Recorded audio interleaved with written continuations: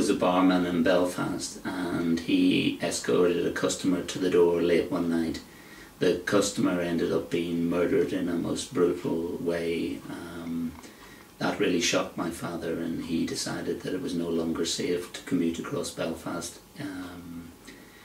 He really desperately had to get out. He was a fairly brave man, but there was no explanation of how the customer had come to meet his death, apart from obviously being found with multiple stab wounds.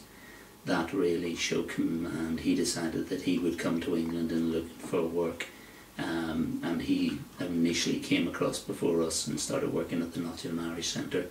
And my mum was really reluctant to follow him, but eventually we followed, and I started secondary school in England. You moved away from Ireland at the age of 11. What was the experience of moving to England like at such a young age?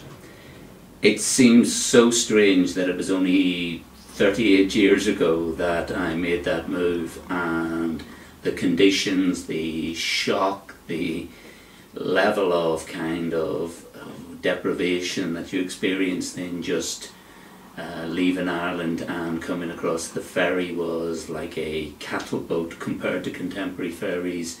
The conditions were really poor, but arriving in England was a real cultural shock. My main shock was finding policemen that you could go up to and speak to in a way that was friendly. I spent my time asking them what was the time, because when you went near a policeman in Ireland you had a machine gun or some such pointed at you. It was a real strange change. So you mentioned about the policeman's sort of attitude in Ireland. What was life in Ireland like before moving? Life in Ireland was very tense. We had army on the streets, we had regular riots. I lived in Andersonstown, which at most of my childhood was a lovely, nice place to grow up in, but as the Troubles broke out, it became increasingly a difficult area to live in. The troops were extremely confrontational as a child, firing rubber bullets, very aggressive. They changed, they adapted that kind of hearts and minds mentality as they went on, but initially they came in with a very aggressive, very militaristic approach to even me, who was a child at that time. Did you experience any hostility to the Irish when you were living in England?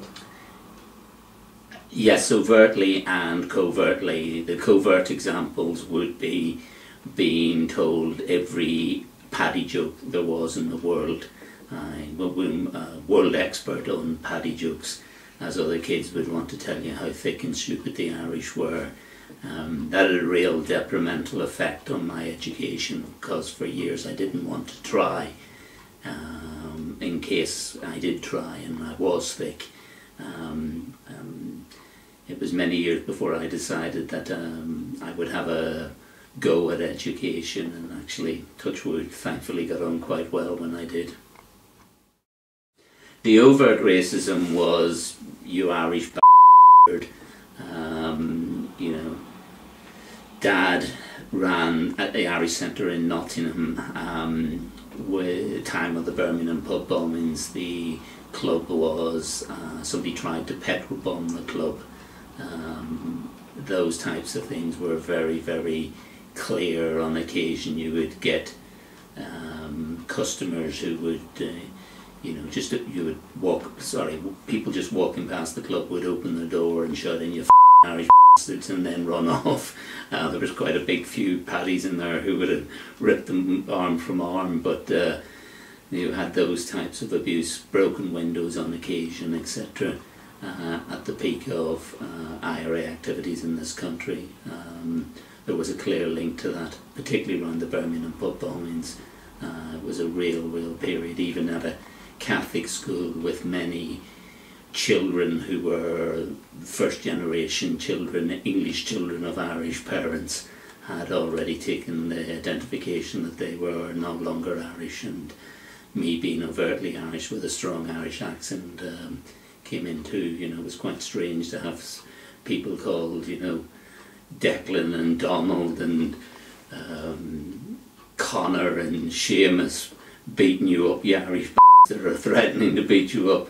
It just didn't realise their own personal history, which I thought was really, really sad. Whilst this film was about my father and his father, what making this has shown me is that history is alive, well and related to my life. I want to be able to tell my children and my grandchildren stories like this that I hope will have the same profound effect on them that these have had on me.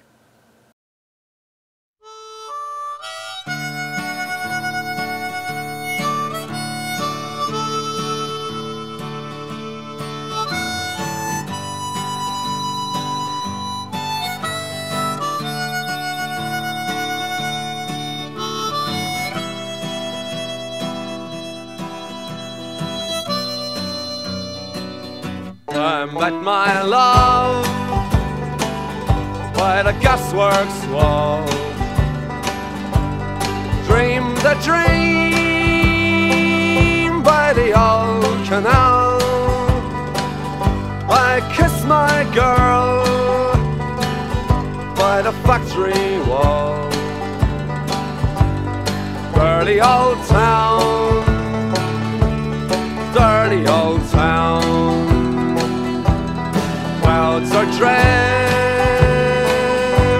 across the moon.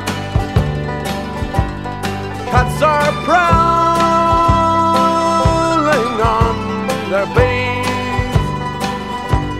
Spring's a girl from the streets at night. Dirty old town.